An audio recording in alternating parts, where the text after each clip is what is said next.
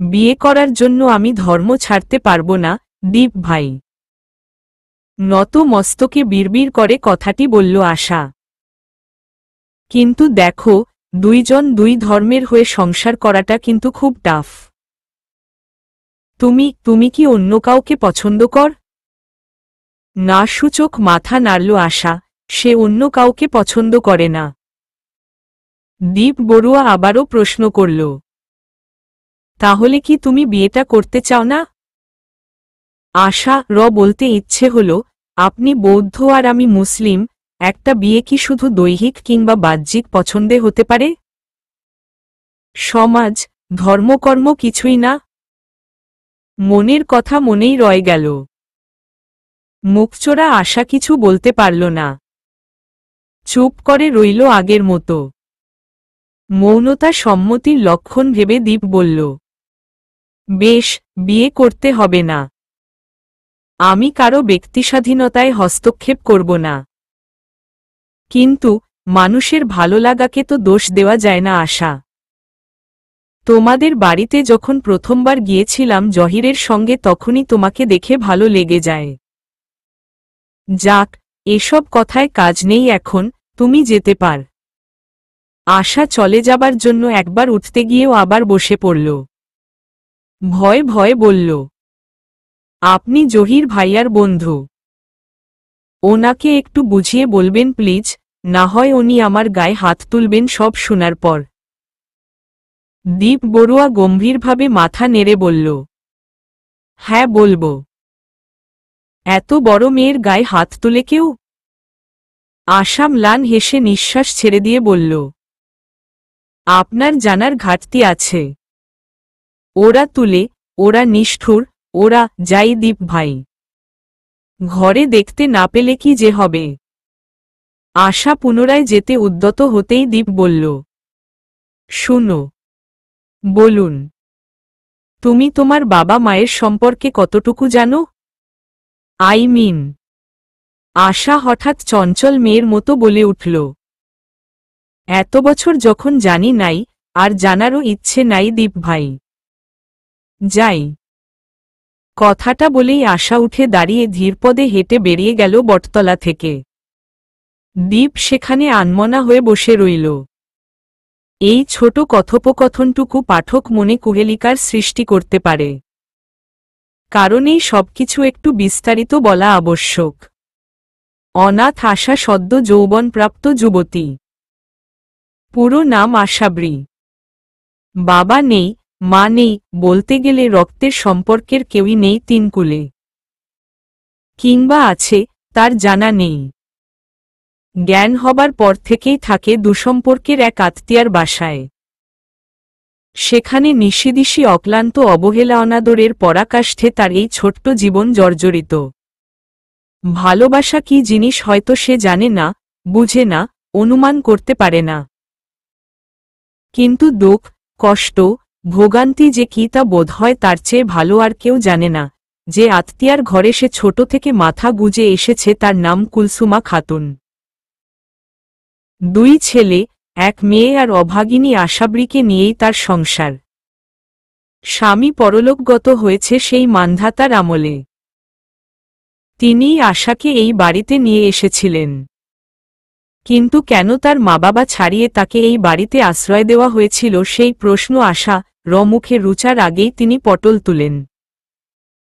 ভয় আশা আর কখনো ভুলেও কারো কাছ থেকে তার এই বাড়িতে আসার ইতিহাসটি জানতে চায়নি।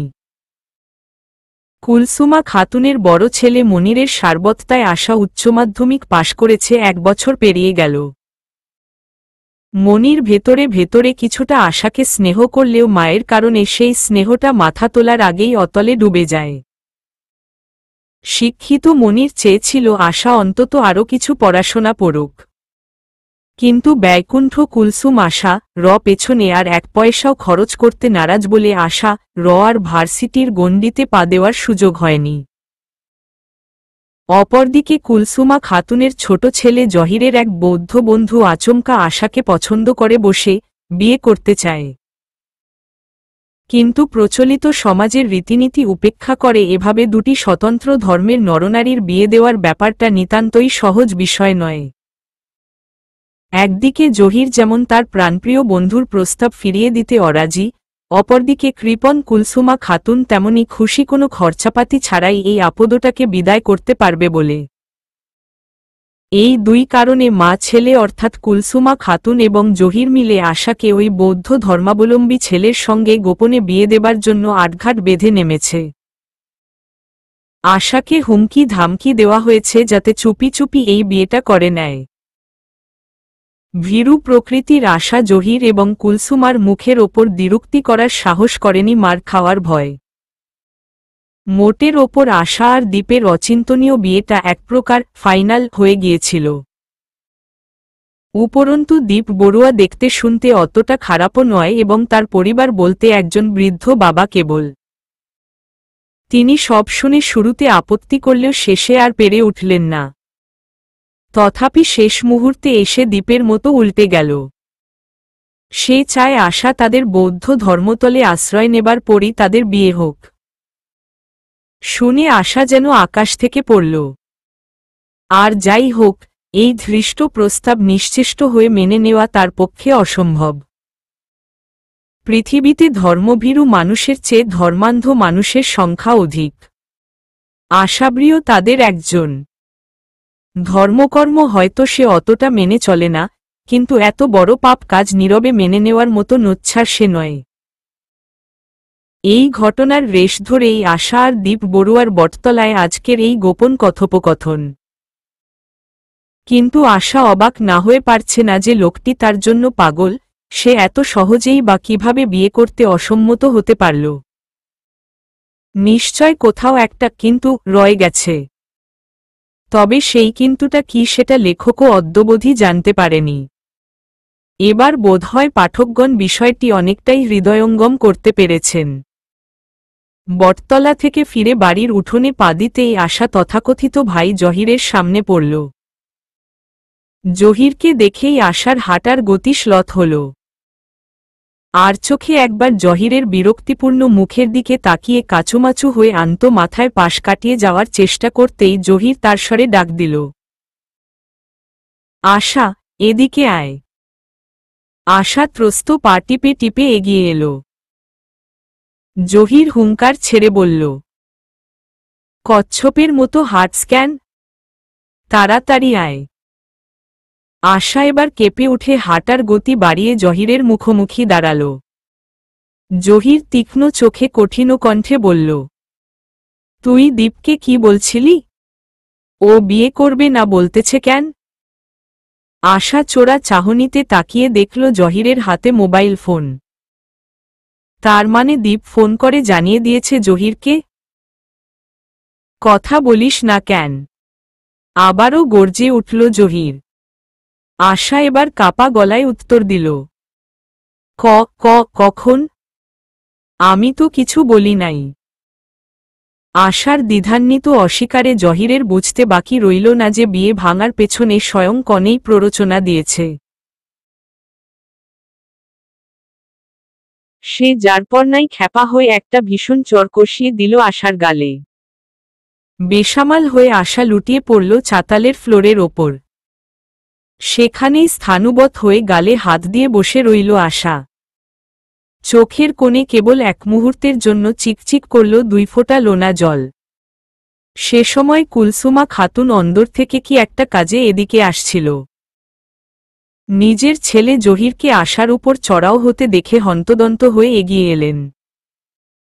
ভাবলেন এই অপয়া মেয়ে আবার কোথায় কি কাণ্ড করেছে কে জানে। কুলসুমা খাতুন ঘটনাস্থলে পৌঁছুতে পৌঁছুতে জহির আশাকে চপেটাঘাত করে সেখান থেকে চলে গিয়েছে। মেঝেতে পড়ে বসে থাকা আশার দিকে ঝুঁকে বয়প্রাপ্ত কুলসুমা বলল, কি রে ছেড়ি, মারছে কেন তোকে? কোথায় কি আকাম করছস আবার? আশা শুরুতে কিছুক্ষণ নিশ্চুপ থেকে আচানক কুলসুমার হাতটা ধরে বলল, খালা, আমাকে দীপ ভাইয়ের সাথে বিয়ে দিও না। প্রয়োজন হয় কোনো ল্যাংড়া আতুরের সাথে বিয়ে দাও, কিন্তু কুলসুমা পুরো কথাটা শোনার আগেই আশা হাতটা ঝাঁকি দিয়ে ছাড়িয়ে নিয়ে বলল, ওহো, এই ব্যাপার? দেখ, আমি ভালোভাবেই বলতেছি। দীপ পয়সাওয়ালা, ভালো ছেলে, তোকে খুব পছন্দ করে। মাঝখানে বাধা শুধু ধর্ম। এখনকার দিনে ওসব কিছুই না। চারিদিকে দেখ। তাছাড়া বিয়ে বলতে শুধু উঠিয়ে নিয়ে যাবে, কোনো খরচাপাতি নাই। তোর সাথে একটা ল্যাংড়াকে বিয়ে দিতে গেলেও তো সমাজের 10 জনকে খাওয়াতে হবে। আমার কি সেই টাকা আছে? এখন সমাজের কেউ জানবে না। খবরদার কাউকে যদি বলছিস না তাহলে দেখিস কি করি। আশার হঠাৎ কি হলো কে জানে। ওমন শান্ত প্রকৃতির মূর্তিটি হঠাৎ উঠে দাঁড়িয়ে শক্ত গদগদ কণ্ঠে বলল, খালা, তোমারও তো মেয়ে আছে, ওরও তো ভবিষ্যৎ আছে। ওকে যদি কেউ। আশার কথাটা শেষ হবার আগেই কুলসুম হাতের ছোট প্লাস্টিকের মগটি ছুঁড়ে মারল বক্তার দিকে। সঙ্গে রাগে গজগজ করতে করতে কুলসুম বলল, ধিঙ্গি মাগি, আমার মেয়েকে নিয়ে বাজে কথা। ওর ভবিষ্যতের কথা ভেবেই তোর বিয়ের জন্য কেঁদে মরতেছি, না হলে কবে বের করে দিতাম ঘর থেকে। যত বড় মুখ না তত বড় কথা। যা রান্না বসা গিয়ে। কত বেলা গড়াল সেই খেয়াল আছে? আশা একটা বিশাল দীর্ঘশ্বাসের ঘূর্ণি বুকের ভেতর চেপে ধরে রান্নাঘরের দিকে এগিয়ে গেল। আশা যখন ষোড়শী তখন থেকেই এই বাড়ির সকল কাজকর্ম এক হাতে সামলায়। এই ভার আশা নিজের সিদ্ধান্তেই নিয়েছিল। কারণ তার মনে একটা ধারণার জন্ম নিয়েছিল যে বাড়ির কাজবাজ করলে হয়তো দস্যু কুলসুমের পক্ষ থেকে কিছুটা অন্তত সহানুভূতি পাওয়া যাবে। পেয়েছিল কিছুদিন। কিন্তু যখন বাড়ির সকল কাজ করা আশার একটা রুটিনে পরিণত হয়ে গেল তখন থেকে আবারও কুলসুম দুধের মাছি হয়ে গেল। কাজের বেলায় মুখের সুমধুর বুলি দিয়ে যেন গুড়চিনি ছাড়াই চিরা ভিজিয়ে খাওয়া যায়। আর কাজ ফুরালেই যাতা ব্যবহারে ভাসানো। কালেভদ্রে গায়ে তুলতেও বাধে না। এই হল আশার নিত্যনৈমিত্তিক ঘটনা। আশা। রান্নাঘরের দরজার কাছে যেতেই আশাকে পেছনে থেকে কোমল স্বরে ডাকল রাইসা। আশার চোখে তখনও বাড়িধারা টলমল করছিল। সে একবার রান্নাঘরে উকি দেওয়ার ভান করে সুকৌশলে তা মুছে নিয়ে রাইসার দিকে তাকিয়ে মেকি হেসে বলল, বল রাইসা। রাইসা কুলসুমের ছোট মেয়ে। লম্বা এলোকেশি ঘন চুলের আড়াল থেকে উকি দেয় ধারালো এক মুখশ্রী। মেটে গায়ের রং, কটা রঙা স্থির চোখ। বয়সী গায়গোত্রে প্রায় আশার সমবয়সী। এই বাড়িতে মনিরের পর কেউ যদি আশাকে একটু কাছের ভেবে থাকে সে হল রাইসা। সে খুবই সূক্ষ্মতীক্ষ্ণ চোখে আশার দিকে তাকিয়ে ব্যাপারটা বুঝে নিয়ে লজ্জার সঙ্গে বলল, মা আবার বকেছে? আশা ওর কথা এড়িয়ে যেতে রান্নাঘরে প্রবেশ করে বলল, দোষ করেছি বলেই বকেছে। সাদেকে কাকে বকতে চায় বলো? না, তুমি দোষ করনি। আমি সব দেখেছি। আশা ঘুরে দাঁড়িয়ে তীব্র কটাক্ষে বলল, তাহলে জিজ্ঞেস করা কেন? এই কথার জবাবে কিছু বলতে পারল না রাইসা। সে কেবলই নিজের মায়ের এই অযাচিত বীতশ্রদ্ধ ব্যবহারের জন্য আশার কাছে অনুতপ্ত হয়। নিজেকে ছোট মনে হয় তার। আশাকে বলা তার মায়ের অনাদৃত কথাগুলোর বদলে নিজের মিঠেকরা বুলি দিয়ে তাকে ভোলাতে চাইলেও অজানা কারণে আশা কখনোই রাইসাকে দেখতে পারে না। মানুষ ভালোবাসা চাই, ভালোবাসা চাই বলে দিনের পর দিন হাহাকার করে বেড়ায়। অথচ ভালোবাসা যখন আশেপাশে হাতছানি দিয়ে বেড়ায় তখন সেই ভালোবাসাকেই ব্যক্তি পায়ে ঠেলে দেয়। এই হল মনুষ্য স্বভাব। আশাও তার বিরুদ্ধ নয়।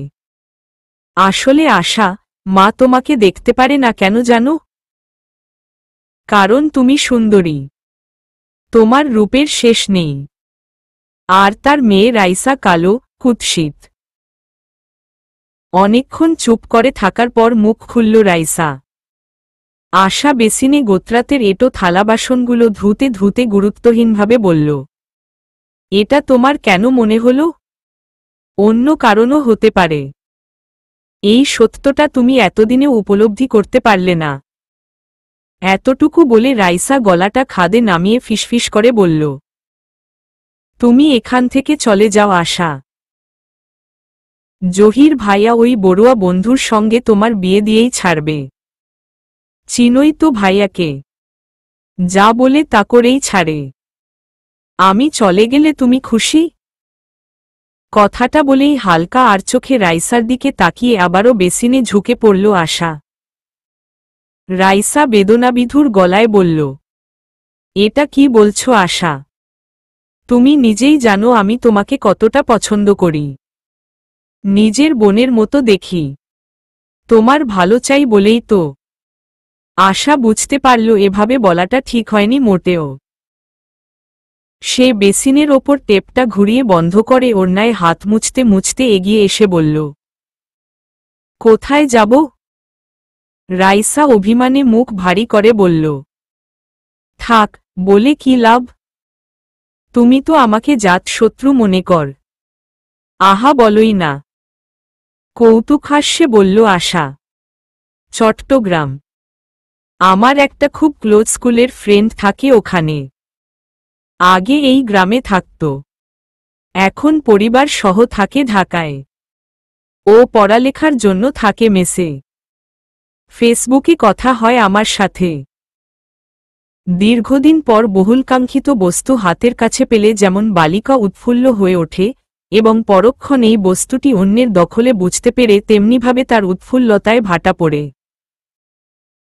ঠিক সেভাবেই আশার চোখে মুখে একটা স্বস্তির হাসির ছটা মুহূর্তেকের জন্য খেলে গিয়ে আবারও নীলিন হয়ে গেল। সে পাংশুটে মুখে বলল, কিন্তু আমি ওখানে কিভাবে থাকব রাইসা? রাইসা চুপ করে রইল। এই কঠিন প্রশ্নের জবাব নেই তার কাছে।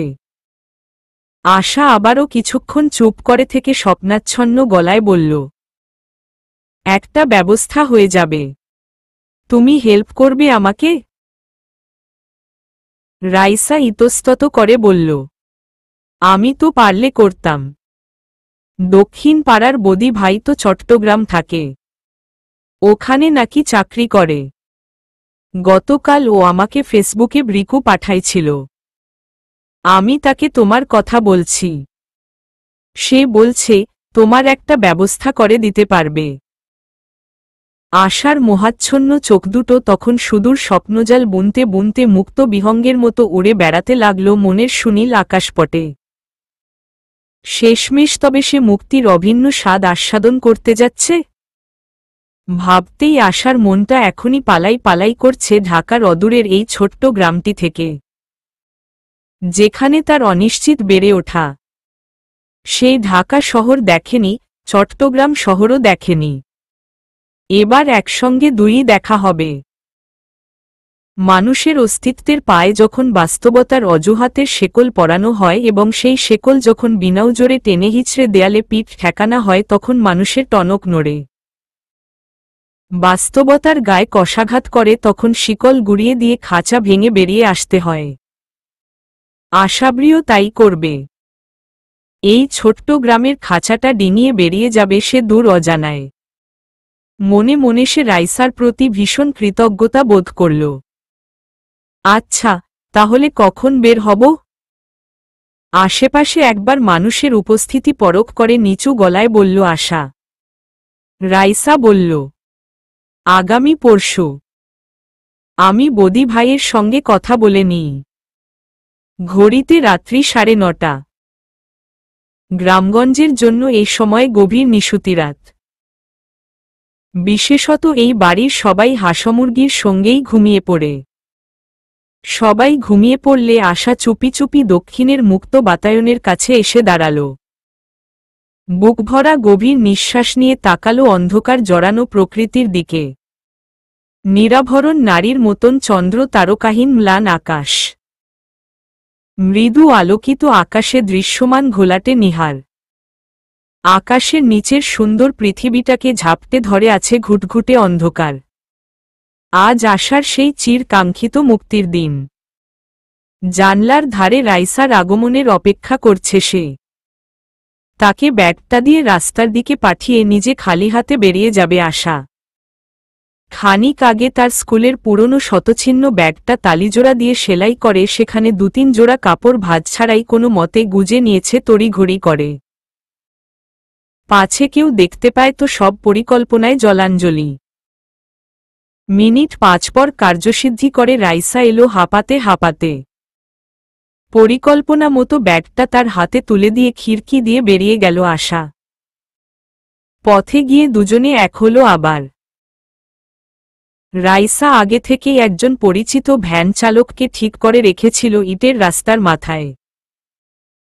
বাড়ির সীমানা পেরিয়ে মেটে রাস্তা ডিঙিয়ে দুজন চঞ্চলচিত্তে ভ্যানে চড়ে বসল। ভ্যান চালক মিনিট ১৫-র মধ্যেই দ্রুত পায়ে হ্যান্ডেল চালিয়ে তাদের বাস স্টেশনে পৌঁছে দিল। চালককে কাউকে না বলার অঙ্গীকারবদ্ধ করা হল, দেওয়া হল গোটা অঙ্কের টাকাও। বেতামিজ ভাষায় যাকে বলে ঘুষ। রাইসা খবর নিয়েছে এখান থেকে সরাসরি চট্টগ্রামের বাস পাওয়া যায় না। কাজেই মিনি বাসে চড়ে ঢাকা গিয়ে আবার সেখান থেকে ট্রেনে করে নির্বিঘ্নে চট্টগ্রাম নগরীতে পৌঁছা যাবে। আর সেই স্থান হতেই বদি ভাই তাকে রিসিভ করে নিবে। এরপর রাইসার কথামতো পৌঁছে দেওয়া হবে তার বান্ধবীর মেসে। এই পর্যন্ত সবকিছু ঠিকঠাক। শুধুমাত্র আজকের রাতটা আশাকে ঢাকা কমলাপুর রেলস্টেশনে কাটাতে হবে, যে করেই হোক। অন্য উপায় নেই। অনেকটা চালাক প্রকৃতির রাইসা আশাকে অনেকটা সময় ধরে পুরো প্রক্রিয়াটা বুঝিয়েই চলেছে আর ভীতসন্ত্রস্ত আশা শুধু হু হা শব্দ করে মাথা নেড়ে চলেছে। ঘরের ভেতর রাইসাকে সে ২ পয়সা দাম দেয় না তা সত্য, কিন্তু ঘরের বাইরে রাইসাকে ছাড়া তার নড়ার জো নেই একথাও সে মেনে নিয়েছে মনে মনে। ক্রমে বাস ছাড়ার সময় হয়ে এলো। শেষবারের মতো কিছু উপদেশ বাক্য প্রয়োগ করল রাইসা। বাসের কন্ডাক্টর হাঁকাহাঁকি শুরু করলে দুজন যাত্রী ছাউনি থেকে উঠে দাঁড়িয়ে বিদায় দেবার নিমিত্তে এই প্রথম আশা রাইসাকে জড়িয়ে ধরে ২ ফোঁটা অশ্রুজল বিসর্জন দিয়ে বলল, যাই রাইসা, অনেক কষ্ট দিলাম তোমাকে। রাইসা নিজেকে সংবরণ করে জড়িতরুদ্ধ কণ্ঠে শুধু বলল, যোগাযোগ রেখো, সম্ভব হলে তোমাকে একটা ফোন কিনে দিতাম। আমার বৃত্তির টাকাগুলোও খরচ করে ফেলছি গত মাসে। ২ সখীর বিদায় বেলার কথাটা শেষ হবার আগেই কেউ একজন যুগপৎ রাইসা এবং আশার নাম ধরে চেঁচিয়ে ডাকল। বুকের ভেতরটা ধরাস করে উঠল দুজনের। এত জহিরের গলা! তবে সর্বনাশ! দুরু দুরু বুকে শব্দ লক্ষ্য করে তাকালো দুজন। আরও একবার কাঁপন বুক, সর্বাঙ্গ। রক্তলাল চোখে জহির দাঁড়িয়ে আছে দূরে। তারই পাশে দীপ বড়ুয়া। আশা কেবল একটা শুকনো ঢোক গিলল। রক্তলাল চোখে জহির দাঁড়িয়ে আছে দূরে। তারই পাশে দীপ বড়ুয়া। জহিরের চলনবলন অপ্রকৃতস্থ দেখাচ্ছে। দীপ তার কাঁধ ধরে তাকে স্বাভাবিক করার ক্লান্ত চেষ্টায় রত। আশা কেবল একটি শুকনো ঢোক গিলল। স্মরণালী বেয়ে ভেতরে গড়িয়ে গেল সেটি। এদিকে বাস কন্ডাক্টর যাত্রীদের দিকে তাকিয়ে দ্বিতীয়বারের মতন হাঁকডাক শুরু করেছে। কয়েকজন যাত্রী তাদের সামনে দিয়ে হেঁটে বাসে উঠে গেল। সেই সুযোগে রাইসা নিভৃতে আশাকে ঠেলে দিল যাত্রীগুলোর সঙ্গে তাল মিলিয়ে। আশাও পোষ মানা পাখির মতো নিজেকে যাত্রীগুলো শরীরের আড়ালে নিজেকে লুকিয়ে বাসে উঠে গেল। আশা মৃদু হাত নেড়ে বিদায় জানিয়ে রাইসাকে সেখান থেকে পালানোর ইঙ্গিত দিল। কিন্তু রাইসা তটস্থ হয়ে দাঁড়িয়ে রইল। ধীরে ধীরে ঢাকামুখী বাস ছেড়ে গেল এই গ্রাম ছেড়ে। আশা এবং রাইসার চোখ একত্রে ছলছল করে উঠল কি এক অপূর্ব সুখবেদনায়। চোখের দেয়াল উপচে হুমড়ে পড়ল কবষ্ণ পানির ফোয়ারা। দীপ অপ্রকৃতস্থ জহিরকে সামলাতে ব্যস্ত, নয়তো এই নিশ্চুপ বিদায়ের ক্ষণটা তার দিব্যি চোখে পড়ত। রাত্রি 12টা। এত রাত্রিতেও মনুষ্যপদশব্দে মুখরিত ঢাকার কমলাপুর রেল স্টেশন। প্ল্যাটফর্মগুলোতে যাত্রীদের যাতায়াত ব্যস্ততা মন্দীভূত হয়ে আসছে ধীরে ধীরে, সময় গড়ানোর সঙ্গে সঙ্গে। রাত্রি 11:30টার দিকে গ্রামছুট বাসটি এসে পৌঁছেছিল রাজধানী ঢাকায়। সেখান থেকেই বুকভরা সাহস জুগিয়ে সিএনজি যোগে স্টেশনে এসে পৌঁছেছিল আশা। এরপর আশেপাশে উকিঝুঁকি দিয়ে ব্যস্তহীন কাউন্টার থেকে সকালের ট্রেনের জন্য টিকিট সংগ্রহ করে নিয়েছিল নিজের পরিচয় প্রদানপূর্বক।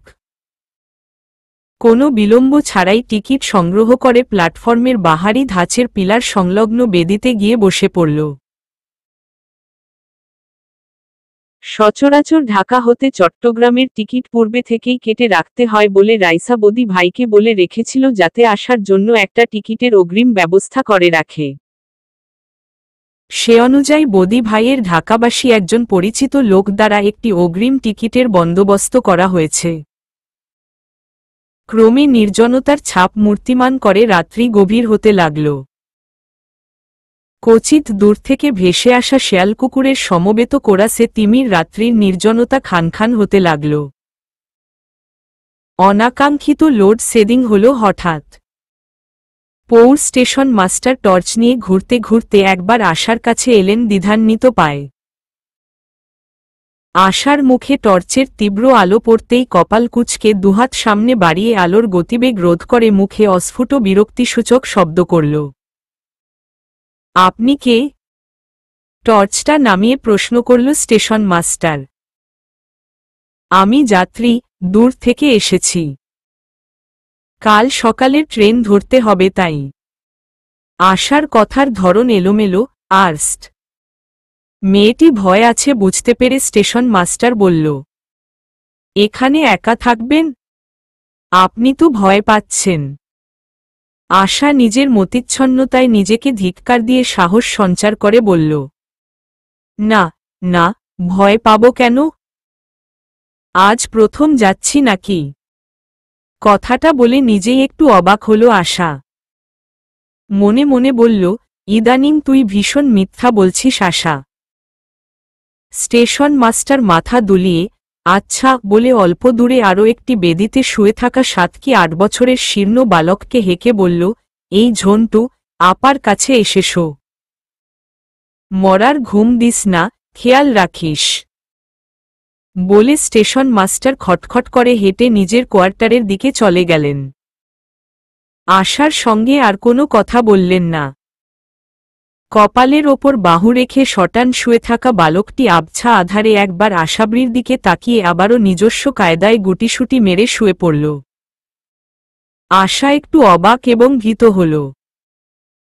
তবুও বালকটি এদিকে এলো না দেখে আশাবৃ একটি স্বস্তির নিঃশ্বাস ফেলে পিঠের কাছে শীতল টাইলের ওপর হেলান দিয়ে চোখ বুজল।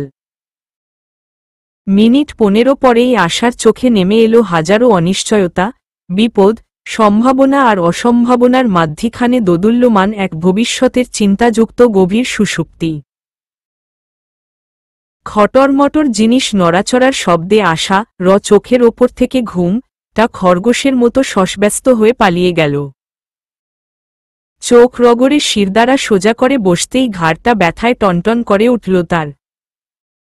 চোখের কাতরতায় আর ঠোঁটের ব্যঞ্জনে ব্যথার আঁচ ফুটে উঠল। Good morning. আশা চমকে পাশে তাকাতেই সরসর করে দূরে সরে বসল। এতক্ষণ তারই গা ঘেঁষে বসেছিল 21 কি 22 বছর বয়সী কোকড়াচুলো তাগড়া জোয়ান ছেলে। কয়েক মুহূর্ত ঘুমের ঘোরে থাকার কারণে লক্ষ্য করা হয়নি ছেলেটাকে। কিন্তু ছেলেটা তার ব্যাগ হাতড়াচ্ছে কেন অমন করে? মনে হচ্ছে হন্যে কি এক মহার্ঘ রতন খুঁজে ফিরছে সে। ছেলেটার কাণ্ড দেখে তাজ্জব বনে গেল আশা। এহেন অদ্ভুত পরিস্থিতিতে কি বলা উচিত ভেবে পেল না। এর আগে কখনো চোর দেখেনি আশা। এ বোধহয় চোর। সে কেবল হা করে তাকিয়ে থেকে বিড়বিড় করে উচ্চারণ করল, চোর। ছেলেটা বিরক্ত হয়ে ব্যাগটা আশার দিকে বেগে ছুড়ে দিয়ে বলল, চোরটোর নই, চাপাতা খুঁজছি। কোথায় রেখেছেন চাপাতা? আশা বুঝেও যেন বুঝল না বিষয়টা। সে মিনমিন করে সন্নিগ্ধ গলায় বলল, চাপাতা? হুমম চাপাতা? কোথায়? আপনি মেয়ে মানুষ, আপনার কাছে চাপাতা নেই? এটা বিশ্বাস করা যায় বলুন? এখানে যা চা এর দাম। আশার মুখে কথা সরল না। সে বোকার মতো তাকিয়ে রইল ছেলেটির দিকে। মনে মনে ভাবল, ঢাকার মানুষ বোধহয় এমন গুন্ডা টাইপ হয়। ছেলেটি চাপাতা না পাওয়ার শোকে কয়েক মিনিট মুখ পাংশু করে বসে রইল। এরপর একটা সিগারেট বের করে ঠোঁটের আগায় ঠেকিয়ে ওভাবেই বলল, যাই হোক, বাদ দেন। ম্যাচ বাক্স তো আছে নাকি? নাকি তাও নেই? আশা ডানবামে মাথা নাড়ল। তার কাছে নেই। ছেলেটা এবার হতাশার নিঃশ্বাস ফেলে উড়ুতে চাপড় দিয়ে উঠে দাঁড়াল, বলল, আচ্ছা, টাকা আছে? টাকা দিন, ব্রেকফাস্ট করব। এখন 9:30 বাজে। 10টায় ট্রেন। আপনার টিকিট দেখলাম চট্টগ্রামে যাবেন। আমিও চট্টগ্রামে যাব। তার মানে 10 ঘন্টা আপনি আমার সঙ্গে থাকছেন, এতে সন্দেহ নেই। আপনার টাকা ফেরত দিয়ে দিব। এখন ভাঙতি নেই। আশা মুখ খুলল এবার। আমার কাছে টাকা খুব কম। না হয় দিতাম ভাইয়া। ছেলেটা দ্বিতীয়বারের মতো হাহুতাশ করে ধপাস করে বসে পড়ল কাকর বাধাই করা বেদিতে। অনেকটা আশাহত ও সর্বস্ব হারানো গলায় বলল, শেষ করে দিলেন সব। আচ্ছা, যাকে তাকে ভাইয়া ডেকে কলিজায় আগুন না ধরালে কি আপনাদের হয় না? লাগবে না আপনার টাকা। আমিই ব্রেকফাস্ট নিয়ে আসছি। বাই দা ওয়ে, আপনি কিন্তু অনেক রূপবতী, মায়াবী। আপনি যখন ঘুমোচ্ছিলেন তখন আপনার ঠোঁট দুটো রাগ করে থাকা বাচ্চাদের মতো ফুলেছিল। ভালো করে খেয়াল করে দেখলাম মুখের একপাশে লালাও গড়িয়ে পড়ছে।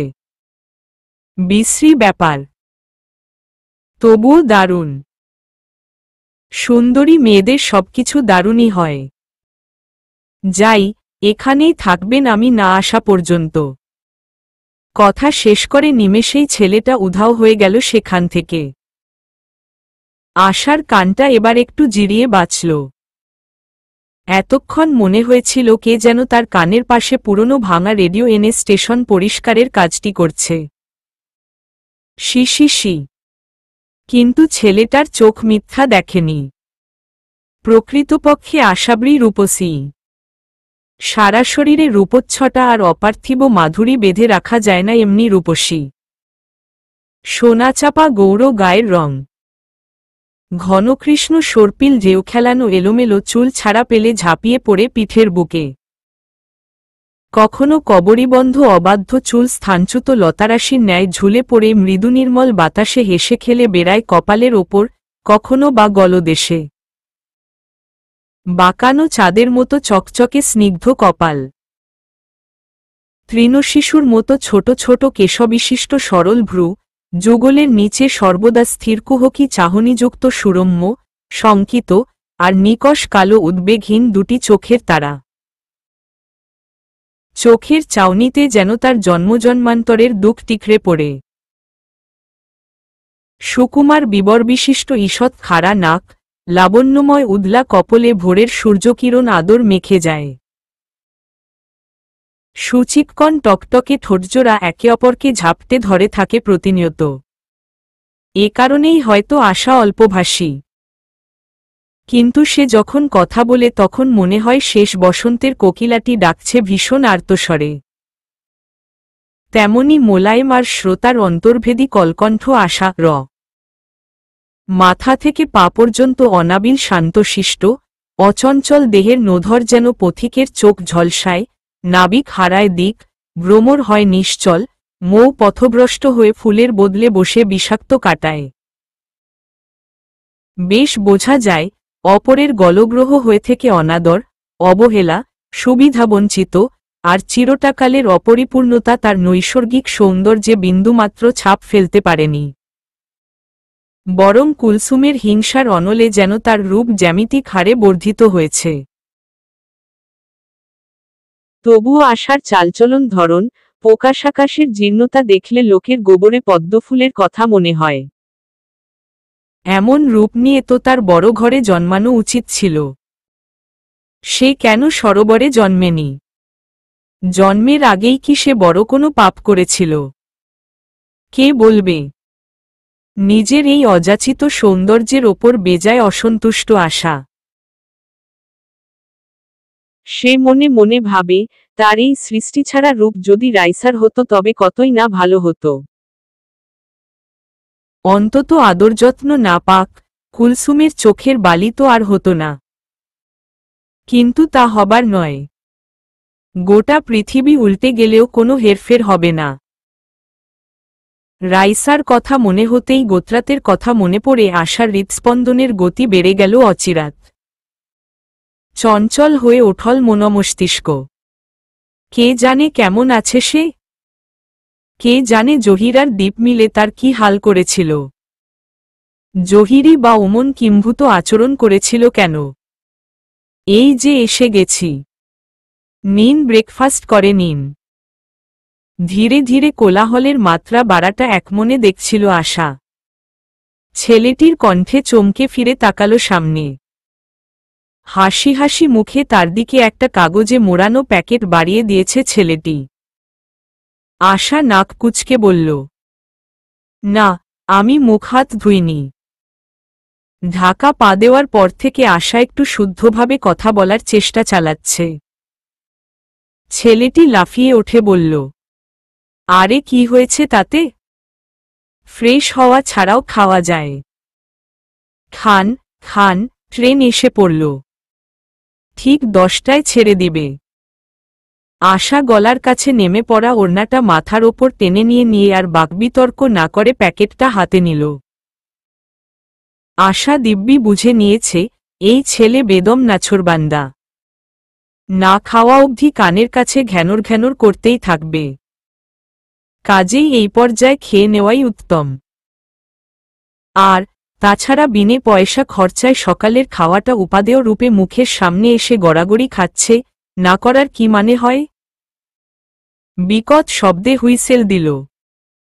ছেলেটা তাড়া দিল, আসুন আসুন, ট্রেনে বসে খাবেন। ছেড়ে দিবে এখনই, বলে সে নিজেই ট্রেনের একটা কামরায় উঠে পড়ল।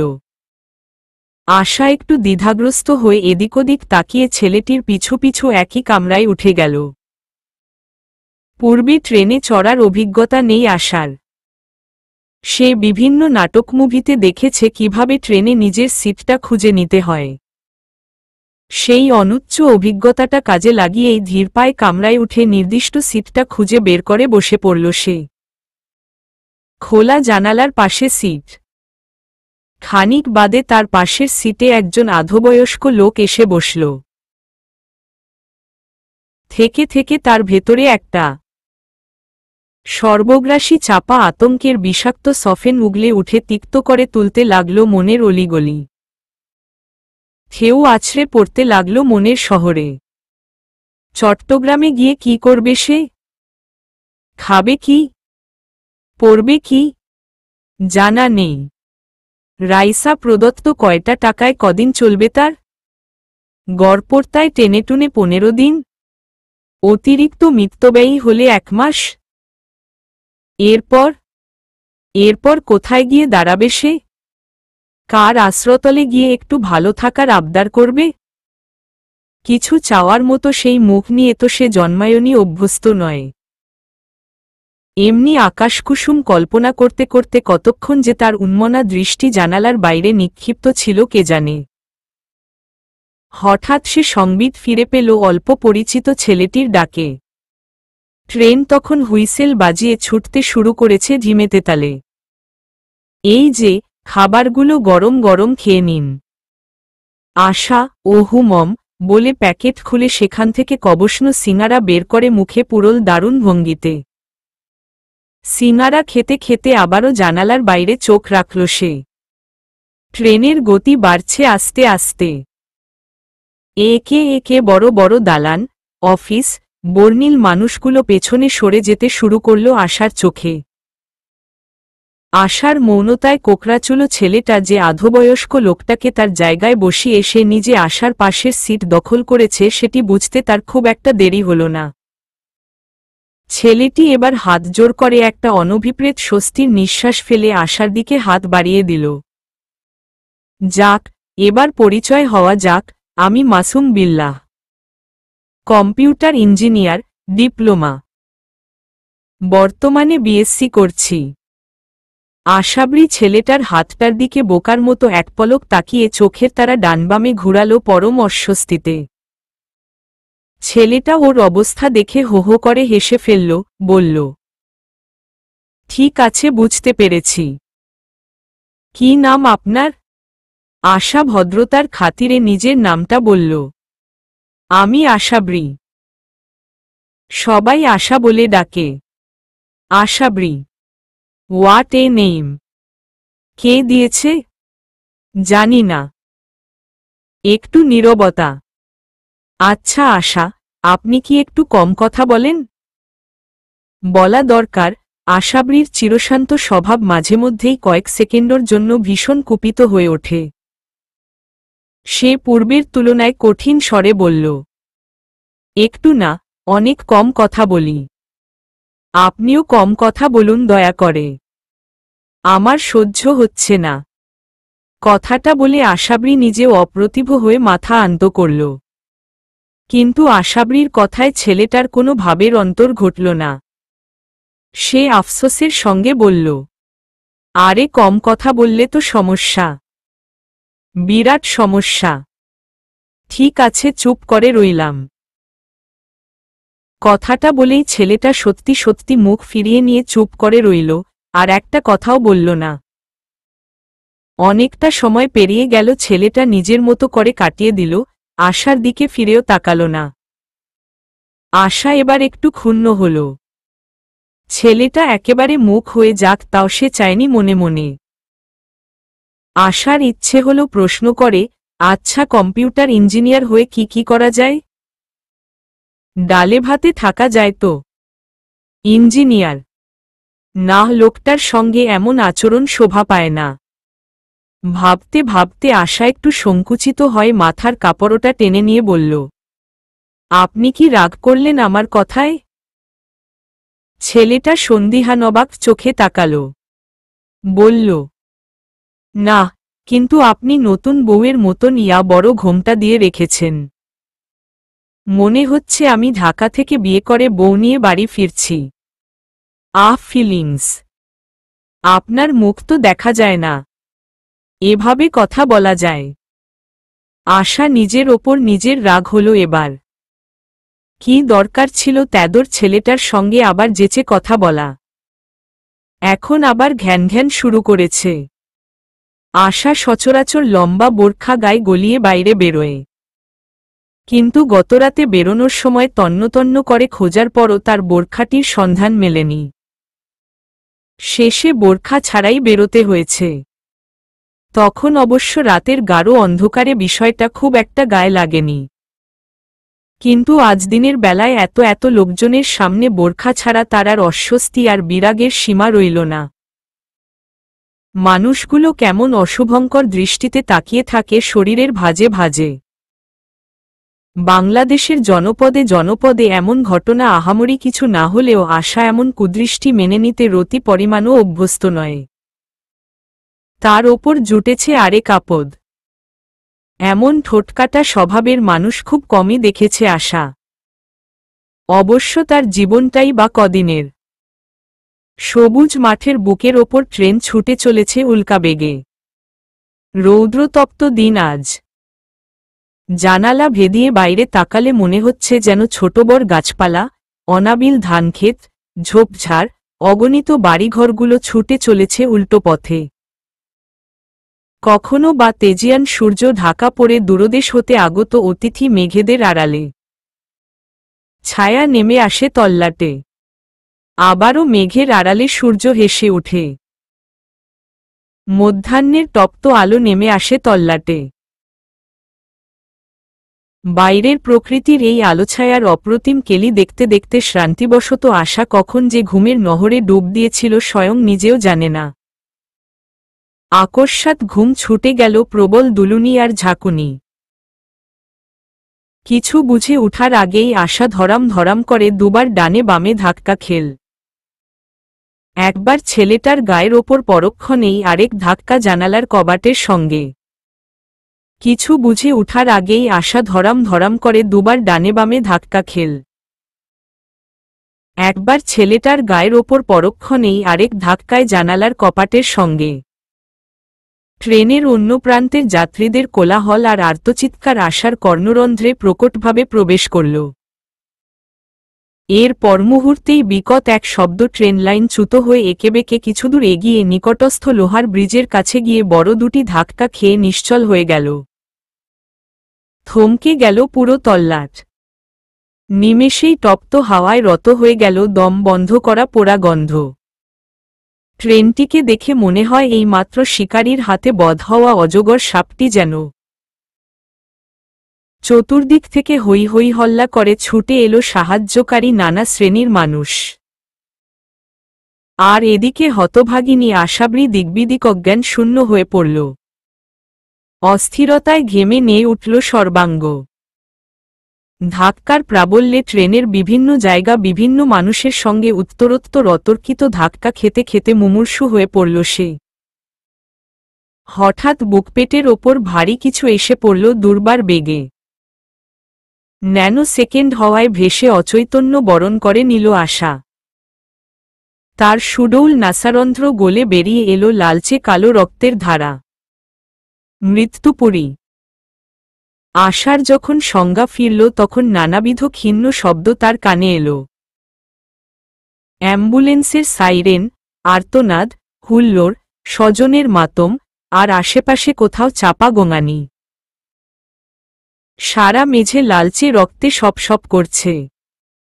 আশা আড়াআড়িভাবে বেকায়দায় পড়ে আছে কামরায় মেঝেতে। মাথাটা একটি সিটের পায়ার সঙ্গে কাত করা। মাথার পেছনে এবং কপালের বাপাশে সুপারির মতো ফুলে ডবডবে হয়ে আছে। খানিক পরপর ব্যথায় টনটন করে উঠছে সে স্থানে।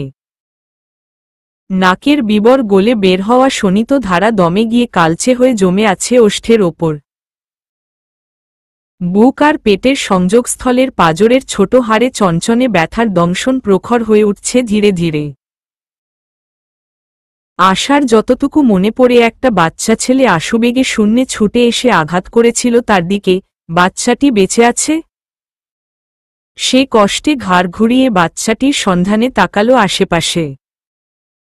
বাচ্চাটিকে পাওয়া গেল না। চোখে পড়ল তার পাশে বসা চঞ্চল কোকড়াচুলো ছেলেটির শরীরের একাংশ। ছেলেটি চোখ বুজে কেন? আশা বিধ্বস্ত সিটগুলো ধরে উঠে দাঁড়ানো চেষ্টা করল, ক্লান্ত চেষ্টা। বুঝা গেল ডান পা মচকে গেছে আর বাঁ পায়ের হাঁটুতে জখম হয়েছে বিষম। দাঁড়ানো অসাধ্য বুঝেও একবার দাঁড়িয়ে রক্তসিক্ত বগিত মেঝেতে দুকদম ফেলে ছেলেটির কাছে গিয়ে আবারে থুবড়ে পড়ল সে। জনশূন্য প্রান্তরে যেমন অল্প কিছুতেই শব্দ হয় এখানেও তেমন ঝনঝন করে উঠল আশার পদস্থলনে। আশা দেখল ছেলেটি এক হাঁটু মুড়িয়ে অদ্ভুতভাবে চিত হয়ে আছে। সর্বাঙ্গে রক্ত জবজব করছে। রক্তের প্রাণবন্যা যেন। আশা তড়িঘড়ি করে রক্তের উৎপত্তিস্থল খুঁজে রোধ করার জন্য চেষ্টা করেও কোনো ফল হল না। শরীর হাতড়িয়ে স্থান চিহ্নিত করা গেল না। এরপর উন্মাদিনীর মতো কি বুঝে ছেলেটির গায়ে ঝাঁকুনি দিতে লাগল সে, কিন্তু মুখে কিছু বলতে পারল না।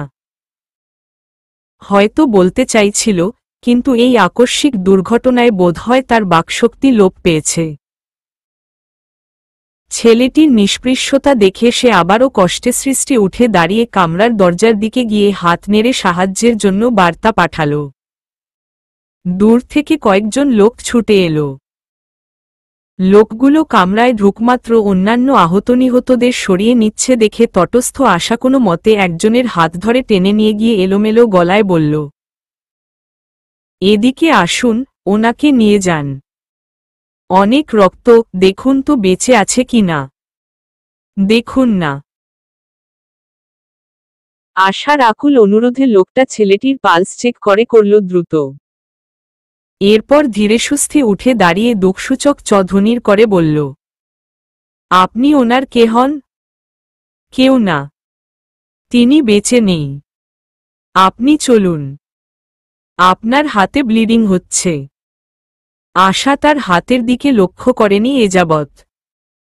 এবার সেদিকে এক পলক তাকিয়ে ভুরু কুঞ্চিত করে বেপরোয়া দুচোখ নামিয়ে কান্নাজড়িত গলায় বলল, আপনি আরেকবার দেখুন না। আমার তো মনে হচ্ছে নিঃশ্বাস পড়ছে। এত তাড়াতাড়ি কিভাবে? লোকটি বিরক্ত না হয়ে কথামতো আরও একবার পালস চেক করে অধর প্রশস্ত করে মাথা নেড়ে বলল, নেই, এদিকে স্ট্রেচার আনো। লাশটা তুলো, দ্রুত অন্যান্য বগিতে গিয়ে চেক করো, আর আপনি বাইরে যান। সেখানে প্রাথমিক চিকিৎসা শেষে প্রয়োজন হলে হসপিটালে যাবেন। আশার চোখ বেয়ে দরদরিয়ে নোনা পানির ধারা নেমে এলো। সে আর একদণ্ড স্থির হল না সেখানে। নিজের আহত জর্জরিত শরীরটা বহু কষ্টে বইয়ে বেরিয়ে এল কামরা থেকে। আসার সময় একবার শুধু পূর্ণমেদুর দৃষ্টিতে নির্জীব ছেলেটার দিকে তাকিয়েছিল। দুরন্ত বাকবিভূতি একজন মানুষ কেমন এক ঝটকায় স্তব্ধ আর নিষ্প্রাণ হয়ে যায় সেটিই উপলব্ধি করেছিল আশা। মাত্র কয়েক মিনিটে কি থেকে কি হয়ে গেল। মানুষের জীবনের শোচনীয় ঘটনাগুলো খুব অল্প সময়েই ঘটে যায়। এটাই প্রকৃতির অপরিবর্তিত নিয়ম। এই তো একটু আগে ট্রেনের প্রতিটি যাত্রী আত্মনিবিষ্ট হয়েছিল শোভন ভুবনে। কিন্তু এখন এই পুরো তল্লাট যেন এক বৈনাশিক মৃত্যুপুরীতে পরিণত হয়েছে। চারিদিকে শুধু আশার মতো বেঁচে যাওয়া মানুষদের কান্নার রোল। অ্যাম্বুলেন্সের পর অ্যাম্বুলেন্স ভর্তি জীবিত, মৃত মানুষদের হাসপাতালে নেওয়া হচ্ছে। স্থানীয় পুলিশ গলাভাঙা বাঁশি বাজিয়ে পরিস্থিতি সামাল দিচ্ছে। ফায়ার ব্রিগেডের লোকজন ট্রেনের আগুন লাগা ইঞ্জিন নেভানোর চেষ্টা করছে। আর কিছু সদস্য উদ্ধার কাজে রত। সঙ্গে জুটেছে স্থানীয় কিছু স্বেচ্ছাসেবক। একপাশে এমার্জেন্সি প্রাথমিক চিকিৎসা দেওয়া হচ্ছে। চারিদিকে শুধু রক্তপোড়া শ্বাসরুদ্ধকর গন্ধ। নির্মল মানুষগুলো অঙ্গে অঙ্গে রক্তের ছোপ ছোপ দাগ, কারো বা শনিতে আসিক্ত দেহ। উড়ো উড়ো কথা কানে এসেছে, অহিতকামী দুর্বৃত্তরা কোনো একটি ঘটনার জের ধরে লাইন কেটে দিয়েছে। ফলে এই দুর্ঘটনা। এই শোকাবহ পরিবেশ নরম্যনা আসার বেশিক্ষণ সহ্য হল না। সে ভূতগ্রস্তের মতো নিজের রক্তভেজা ব্যাগটা কুড়িয়ে নিয়ে মাঠের ওপর কুপোকাত হয়ে পড়া বগি থেকে বেরিয়ে এই মাতমপূর্ণ পরিবেশ থেকে একটু রেহাই পেতে চাইল। ব্যাগটা কাঁধে নিয়ে নুলার মতো খুঁড়িয়ে খুঁড়িয়ে হেঁটে প্রশস্ত রেল লাইন পেরোল সে। কয়েকজন তার বিপন্ন অবস্থা থেকে চিকিৎসা দেওয়ার জন্য জোরজবরদস্তি ও টানাটানি করলেও সে নিজের জায়গায় একগুয়ের মতো অনড় থেকে তাদের অগ্রাহ্য করল। লোকগুলো কেবল মুখ হা করে অবাক বিস্ময়ে তাকিয়েছিল তার দিকে। চিকিৎসা নিতে চায় না এমন তারছিরা উন্মাদ মানুষও জগতে আছে তা বোধহয় তারা জানত না। রেললাইন পেরিয়ে কিছুদূর উল্টো দিকে হেঁটে এগোলো আশা। উদ্দেশ্য, দূরে দৃশ্যত ঢাকা-চট্টগ্রাম হাইওয়েতে পৌঁছার রাস্তাটা খুঁজে বের করা। তার স্বল্প মস্তিষ্ক বলছে সেই রাস্তা ধরেই চট্টগ্রাম নগরীতে পৌঁছা যাবে। যথাসময়ে চট্টগ্রামে যাওয়া আবশ্যক, সে যে করেই হোক। রাইসার পরিচিত বদি ভাই ঠিক সময়ে তাকে না পেলে স্টেশন থেকে ফিরে যাবে। তখন তার স্থান হবে ধূলিকীর্ণ ফুটপাতে এক কোনো এটা হতে দেওয়া যাবে না। সম্পূর্ণ অপরিচিত একটি এলাকায় সঠিক রাস্তার খোঁজে খুঁড়া পায়ে ইতস্তত ঘুরে ফিরতে লাগল সে।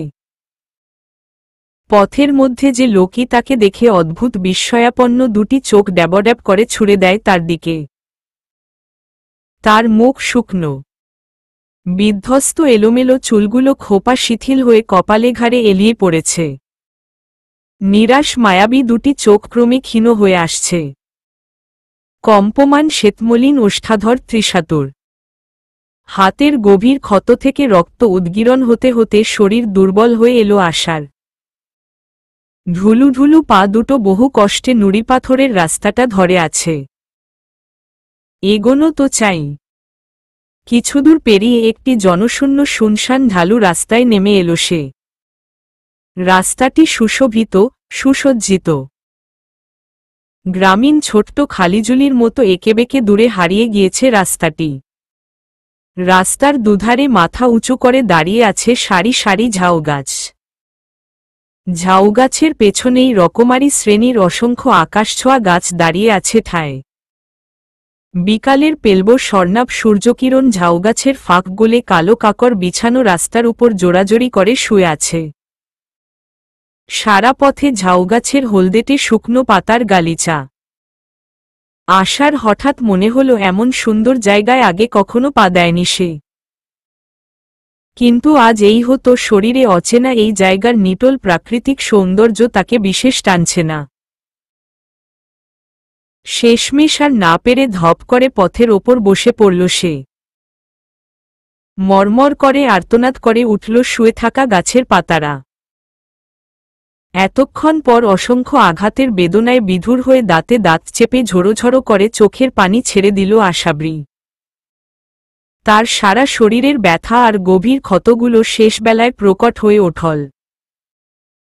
এতক্ষণ বোধহয় সে অলৌকিক কোনো ঘোরের মধ্যে ছিল। এবার ঘোর কাটল অসীম যন্ত্রণায়। অনেকক্ষণ অবধি এই নির্জন রাস্তায় নির্দ্বিধায় চোখের পানি ছেড়ে ক্লান্ত হয়ে একটি বর্ষিয়ান ঝাউগাছের সঙ্গে হেলান দিয়ে চোখ বুজল সে। ক্ষত রক্ত থামল, কিন্তু তবু নিমিলিত চোখের অশ্রু বাঁধ মানল না। পাঠক অনুভব করে দেখার বিষয়ে। একজন কুলকিনারাহীন অথই সমুদ্রে পথভোলা নাবিকের ন্যায় আজ আশাবরী, যার ত্রিকুলে কিছুর প্রতি বিন্দুমাত্র টান নেই, শুধুমাত্র একটুখানি বেঁচে থাকার আশা। এই বিজন প্রদেশের ঝাউতলায় এক যুবতী পড়ে আছে আহত হয়ে। সহায়হীনা, নিরাশ্রয় আশাবরীর এরপর কি হবে? কোথায় তার শেষ? এরপর আশা হঠাৎ কারো মৃদু ঝাঁকুনি আর পুরুষালী কণ্ঠে বেঘোরলুপ্ত হয়ে পিটপিট করে দুচোখ খুলে তাকাল। শুরুতে গাছের মাথায় মাথায় পাখিদের কলতান কানে এলো আশার। এরপর চোখ একটু বল পেতেই সাঁঝের আচ্ছন্ন আলোয় একটি সুকুমার মুখমণ্ডল উদ্ভাসিত হল আশার চোখে। সে মোহময় কাতর দৃষ্টি মেলে কেবল তাকিয়ে রইল তার সামনে ঝুঁকে বসা লোকটির দিকে। লোকটির পাশে আরও একজন লম্বাচুলো লোক দাঁড়িয়ে আছে। ধীরে ধীরে আশার ঘোর কাটল।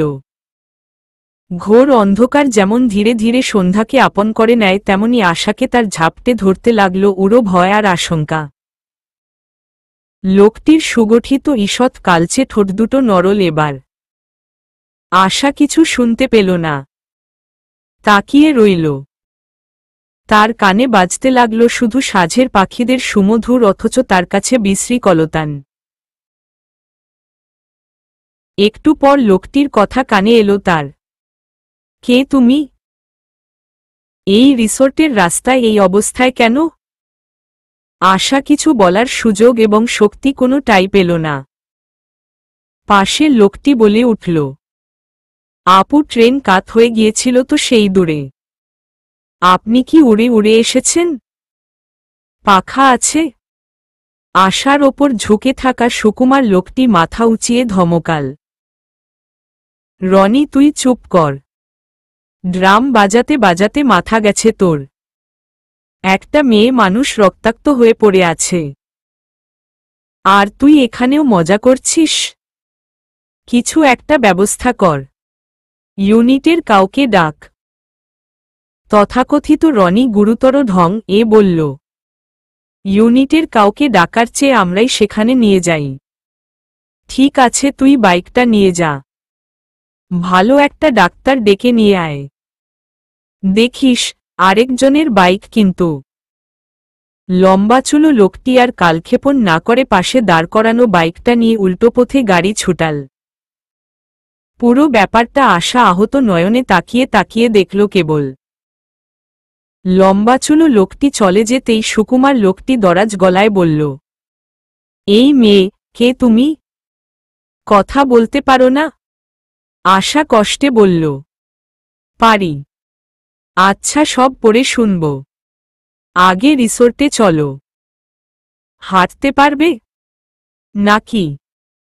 আশার কান্না পেল পুনরায়, কিন্তু কাঁদতে পারল না। হাঁটার শক্তি যে তার নেই একথা সে মুখে কি করে বলবে?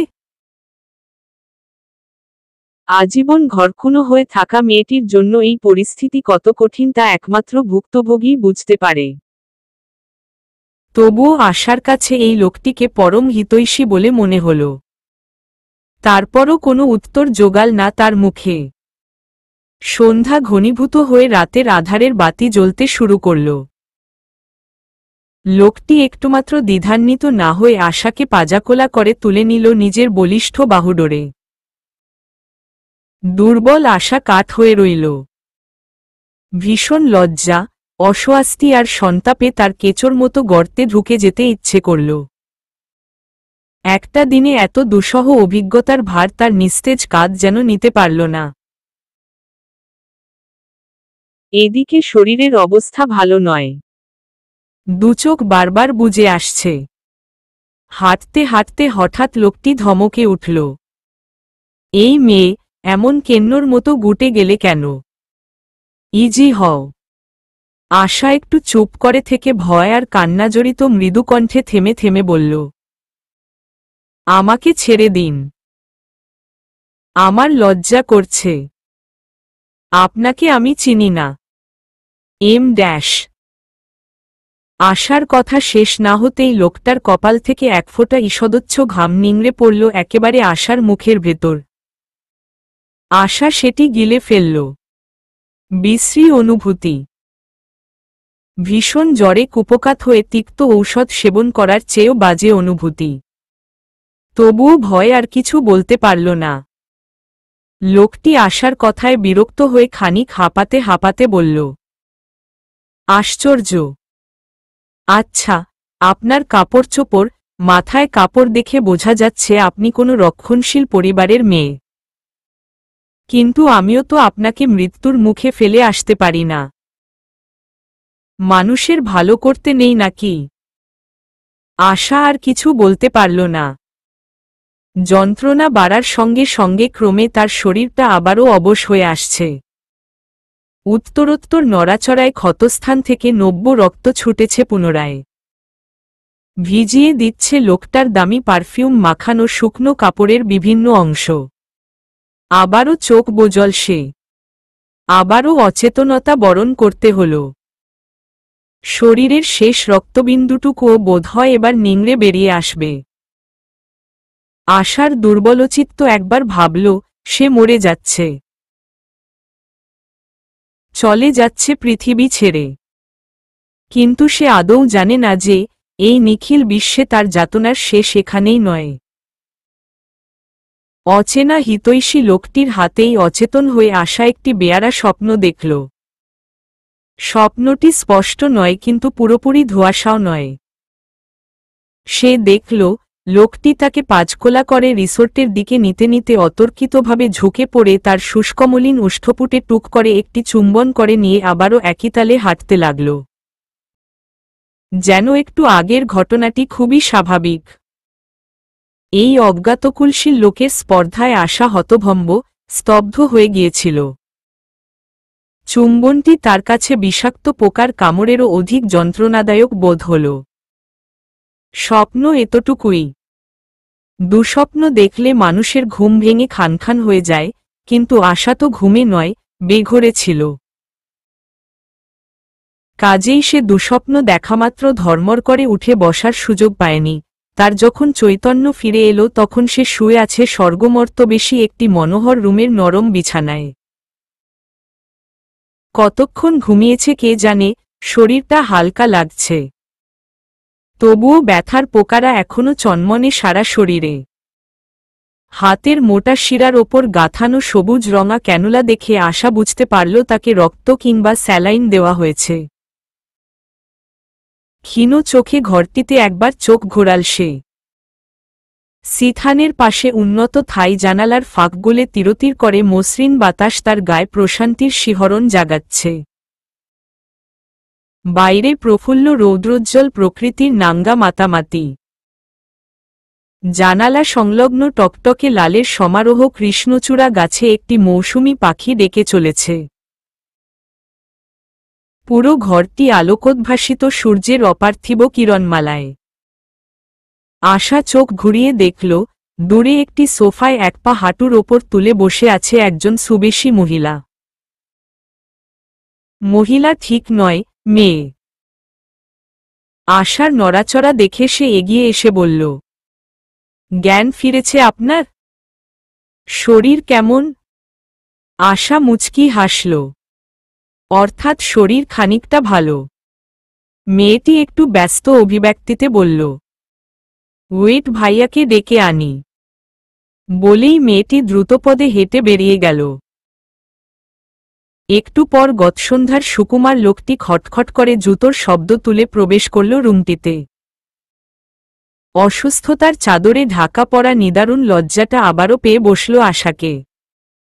সেই সাদা শূন্য দেয়ালে চোখ ঘুরিয়ে নিয়ে নিল চোখে চোখ পড়তেই। লোকটি তার পাশে এসে দাঁড়াতেই গম্ভীর কণ্ঠে বলল, লজ্জাবতী কন্যা, এদিকে তাকাও। আশাবরী গোয়ারের মতো দেয়ালের দিকেই তাকিয়ে রইল। লোকটি আবারও বলল, যাক, না তাকাও, তোমার বাড়ির ঠিকানাটা বলো। তোমাকে সসম্মানে অ্যাম্বুলেন্সে করে পাঠিয়ে দেওয়া হবে। তথাপি আশা কোনো উত্তর করল না দেখে লোকটির পাশে দাঁড়িয়ে থাকা মেয়েটি বলল, আপনার ঠিকানাটা বলুন। অকারণ মধ্যস্থতায় সুকুমার গড়নের লোকটি গর্জে উঠে বলল, তুমি মাঝখানে এসে নাক গলাচ্ছ কেন তুলি? জানো না এটা আমার পছন্দ নয়? কথায় বলে, হিসেবের গরু বাঘে খায় না। একটু বুদ্ধি খাটালেই হয়। এখানেও হলো তাই। পাশের মেয়েটিকে ধমক দেওয়াতে ভয়ের চোটে আশা মুখে কথা সরল। সে চট করে বলে ফেলল, আমি বাড়ি যাব না। চলবে।